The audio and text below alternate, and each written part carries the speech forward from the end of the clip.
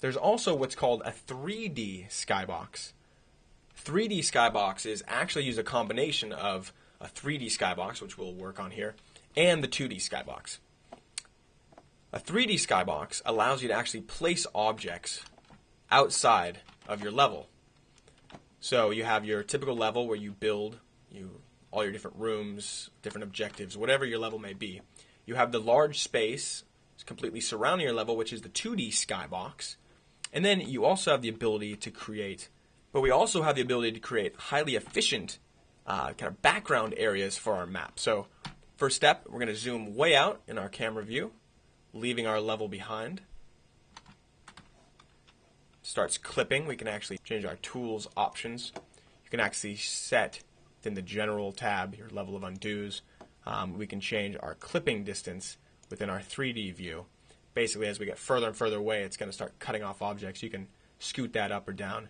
It's about this time that you'll probably get to the point where you might want to adjust it as you're creating your skyboxes. Zoom out of our 2D view, and we'll create another area of our map, which is, or soon will be, our 3D skybox. So give it a significant size. You can always resize it later. You'll probably want to put it a little further away from your main level, but you can do that whenever you'd like. To use our camera tool, if you hold shift, we can create a new camera, so we can leave our old camera. Add that, and we can use page up and page down to switch between cameras. Alright, here we are inside, or with our new 3D skybox. We'll make this guy hollow as well. Control H, hollow it out. Nice and simple. We can move our camera inside of our skybox, dragging it. And there really is just one main entity that makes a 3D skybox possible. With the entity tool, type in sky_camera and place the sky camera within your new 3D skybox cube. Now you're going to want your sky camera centered within your 3D skybox. The sky camera represents the center point of your 3D skybox. It's going to be where the view is projected from. So basically what a 3D skybox does, let's move this up right in the middle.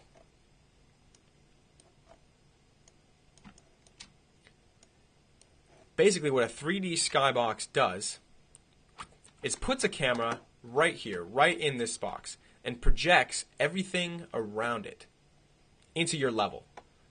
So anything I place around this area is going to appear to be just on the outside of the level you've created. So if you've created even a very large scale level, large size level, by creating a 3D skybox with a sky camera, anything I put in the rest of this scene will be projected as if it were just outside the boundaries of my level. So you can add big ranges of mountainside, you can add buildings, you can add water off to the horizon, anything to make your level look bigger than it is.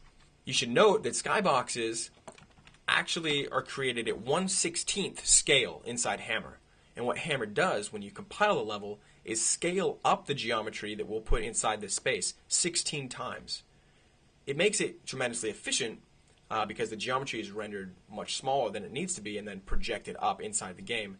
So the polygon counts are less, and it doesn't take that much to render. So it's kind of a hard concept maybe to grasp without actually seeing it. So let's just add some objects into the scene and see how that affects our previous scene. So just go in here and maybe let's create, we just went over some displacement, so let's create some rolling displacement hills.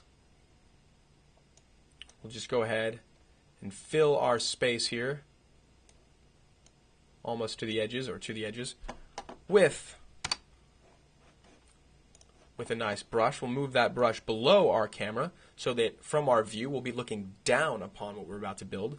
Anything above this camera view you'll actually appear to look up at within the 3D skybox. So we'll move this guy somewhere in here. We can actually play with the displacement. So bring up your face edit sheet, grab just that top face, create the displacement. We'll give it probably a low power because we really don't need anything super detailed here. Maybe we'll go up to 3. There we go. And we don't want it to be a skybox texture. That won't work. So we're going to change that to be some kind of dirt or sand or something. So we'll just type sand.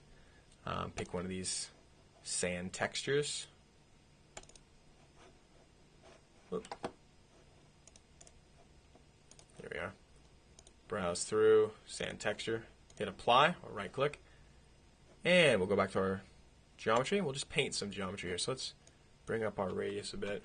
Now it actually looks really small, but if we zoom in, we'll be able to see we got more we can do to it. So razor lower on our z-axis. Let's just come in here. I'm even going to change this to 4 to get a little more detail out of it. So really easy, just go back, adjust the power to 4, hit apply, get a little more detail. And just really quickly here, see how this works. Let's adjust what's going on. We'll make some hills. We can use some of our blended textures if we wanted to create grass with rocky mountain sides or something. Actually might be kind of cool. We could probably a good idea to create multiple displacements, but I don't want to spend too much time here. You can just see how you can adjust the size of your brush and make something that from our camera's perspective is going to look a bit like mountains. So we got these, it's kind of a big peak there, but we'll have these mountains kind of off in the distance. Anything we have up close to our camera is going to appear much closer within the view. So let's just keep building mountains off in the distance here, small kind of ranges, some bigger than others, some in the corners just skyrocketing up into space. Whatever you want to do, just show what's going on. You can dip some down, make some really low areas to our map. It's kind of an ugly spike right in our face. But getting right in that camera's view is going to help you just kind of determine what you'll actually see up in the final product. So I like to kind of work from this camera's perspective when I'm making 3D skyboxes. Okay, so we had some displacement geometry. Let's add a couple props. Props for skyboxes are actually created specifically for skyboxes at that 1/16 scale. So if you added a lot of typical world model geometry, the scale might actually be off. You'd scale it up 16 times and have these enormous buildings. So you typically want to use props, prop models that have been scaled down 1/16 size specifically for skyboxes. So let's do a prop static, or some detail props even. Just place that one there, Alt-Enter. We'll change the world model. And within models, if you type in skybox, you got a list of some models that were built specifically for skyboxes, as I was talking about. So there's some destroyed buildings. I know in here is a nice big, where is it? Some trees. We might add a couple trees. So many factories. We got this really big factory. This is one of the bigger skybox models we have available in Half-Life. So let's try that guy, see how huge it is. That works pretty well in our scene here. So we can include that within our scene. Go sit in our skybox. And we have to decide, do we want to look down upon this factory? Do we want this factory, do we want to kind of be looking down at this factory? Do we want it right up in our face, like it's just this big thing imposing right outside our walls? Or do we want it further away? It's kind of a little bit off in the distance. We kind of look down on it, somewhere in here. You might need to play with the position of your sky camera as you get, as you're testing your level, just to see, what perspective you want things to be at. We could rotate it. Notice that a lot of these models are actually only visible from certain angles. You can't really look up or down at certain objects. We'll get another one here. Drag that guy, rotate around, and we'll change this one to one of the other skybox models we have, like one of these buildings. You'll notice even in the model viewer here, browser, there's nothing really on the top, so you need to look up at this building in order for it to look correct. So we'll change, apply there. Much smaller than the factory, as I mentioned. Let's go in our little skybox. And from here, going to rotate it however we want.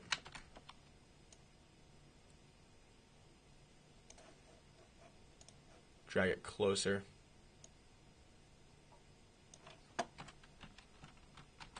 If we look down on it, see that the ceiling starts to disappear. So really, this is an object we want to look up on a bit. So maybe we'll just bring it nice and close. Whoops. It'll be kind of an imposing building for us. right in front. So from our skybox, boom, there'll just be this big building. We'll have a factory off in the distance, and we'll have some hills and mountains and stuff going on behind us. You could add more trees. You could add a range of different objects. Let's move this a little further away. A range of different objects which we can add. This is also a great time to talk about our light environment. We've discussed the existence of a light environment, but we've never used one. And that's because light environments, light_environment, place one in our scene. Light environments actually light a scene not based on emitting themselves, but based on the skybox texture that we have included in our scene. So in this case, we've got our kind of our night, our kind of dusk, sunset scene, and that is the light in which our map will now be lit with our light environment. You only need to add one light environment to any map in order for it to do its job. They're not like typical lights where each one lights up a scene a little bit. There it is. One light environment entity will light your entire map using the values of your skybox. Some people actually put two. They put one in a 3D skybox and one in the level, but I do believe that only one is actually necessary within your level. So let's move this guy, the little sun. We'll center him up in our scene. It actually doesn't matter where he's at as long as he's there. It's just somewhere you'll remember. Push Alt-Enter to bring in there. You'll see we have a light environment. You can also adjust the color just to tone the environment itself, the sun. Pick all the different ambient lights and stuff. Just try the default for now. And with that in there, with our sky camera placed and some props in our big 3D skybox here. Probably a little bigger than we need it, but it works out.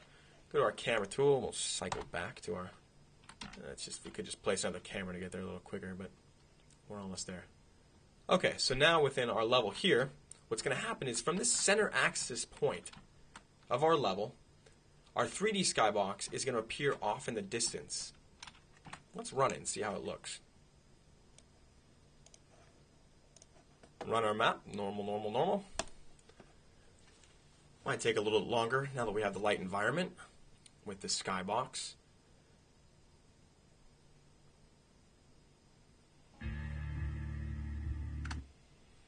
Alright. Now we should have a 3D skybox looking off in the distance. Give our level a lot more depth. Ah, look at that. So we have our nice sunset texture. This wall's lit a lot lighter than the other ones. It's getting hit by a lot more sun. If we look off in the distance here, we got these, look at that. It's a range of mountains down below. It's pretty amazing looking off into the horizon. Looks like a little bit of water down there. We could have brought this wall down a little bit to see more. Let's see if we can get ourselves up there. Give ourselves a little boost. Hey, whoop, and I fell. But now I am walking around in my skybox. It's not exactly what I want. I'm going to restart here. That certainly breaks the illusion. I would like to get up there. We could also, of course, just kind of knock down our walls, but this gives us a little more of a challenge here real quick. Okay, there we go. So you see we have this mountain ranges that look much bigger than they did when we were building them. We have this kind of floating factory. We have our building off to the side here. It's kind of tilted into space. But from behind our wall, or when we back up a little bit, it looks like, wow, there's just this big building right off. And we can just keep walking. We'll never reach it, but it's there and it adds a lot of scenery to our level. So this is how you actually trick people into thinking your levels are much bigger than they are. And actually, a really good method is once you've built your level entirely, since 3D skyboxes are typically one of the last things that you'll do in your level. Once you've built a complete level, a good way to trick the player into thinking they're walking around one giant level while you're still able to optimize with different portals and visibility and stuff that we'll go through is simply duplicating a copy of the world brushes of your level. You can't do it with the entities.